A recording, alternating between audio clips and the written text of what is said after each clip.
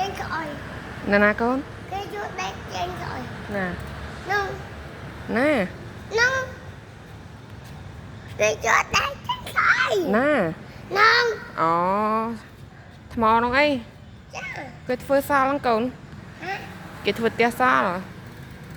គេ គេធ្វើផ្ទះអាថ្មខូចនៅសល់ចឹងគេយកមកដាក់នៅមុខ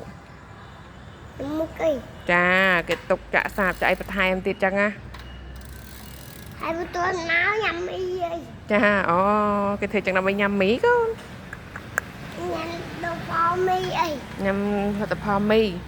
ហ៎ ចា ញ៉ាំអី ញ៉ាំអី ញ៉ាំផលមីអី ចាកូន